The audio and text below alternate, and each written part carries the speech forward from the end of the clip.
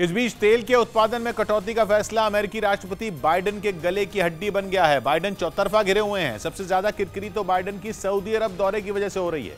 Saudi अरब के crown Prince Mohammad बिन सलमान ने पिछले 8 महीनों में एक बार भी अमेरिका की नहीं सुनी है। सऊदी अरब जाकर भी बाइडेन पुतिन और प्रिंस की दोस्ती में खलल नहीं डाल पाए, जिसका सबूत तब मिला जब ओपेक प्लस देशों ने कच्चे तेल के उत्पादन में बड़ी कटौती का ऐलान किया। इस फैसले का असर तो पूरी दुनिया पर पड़ेगा, लेकिन इसकी आग में सबसे ज्यादा बाइडेन जलने वाले हैं।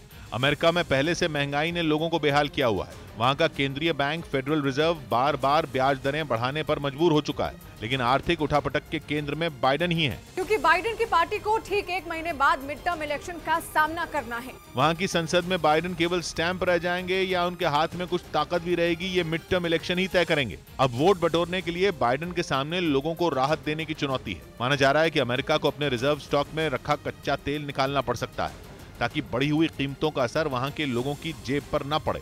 लोगों का गुस्सा बाइडेन पर इसलिए फूट रहा है क्योंकि बाइडेन ने अपने कार्यकाल में सऊदी अरब से रिश्ते बिगाड़ लिए और माना यह जा रहा है कि अगर सऊदी अरब के साथ अमेरिका के रिश्ते मजबूत होते तो इस जंग में अमेरिका इतना मजबूर नहीं होता। जब से अमेरिका के राष्ट्रपति के पद पर बाइडेन बैठे हैं, तब से अमेरिका और सऊदी अरब के बीच दूरियां बढ़ती चली गई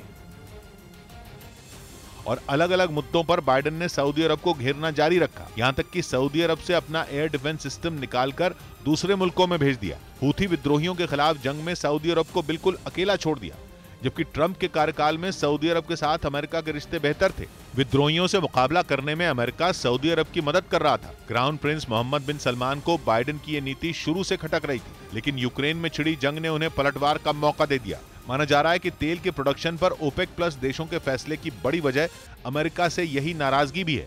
ऊपर से रिश्तों के इसी त्रिकोण का फायदा रूस भी उठा रहा है। पुतिन और क्राउन प्रिंस की दोस्ती ने पूरी जंग को दुनिया की एनर्जी वॉर में बदल दिया।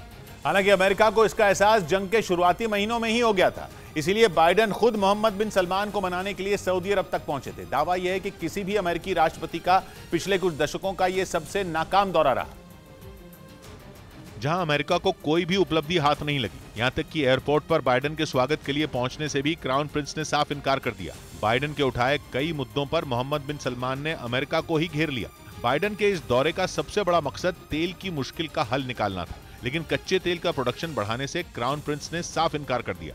बाइडेन का दौरा खत्म होने के 5 दिन बाद तक भी अमेरिका ने इस बारे में कोई बयान तक नहीं दिया। लेकिन अब बाइडेन बुरी तरह से घिर चुके हैं। सऊदी अरब पर बनाई गई नीति उनकी सबसे बड़ी गलती बताई जा रही है।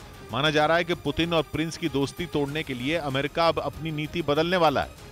मुमकिन है कि अब सऊदी अरब को मनाने की बजाय अमेरिका डराने की कोशिश शुरू करे।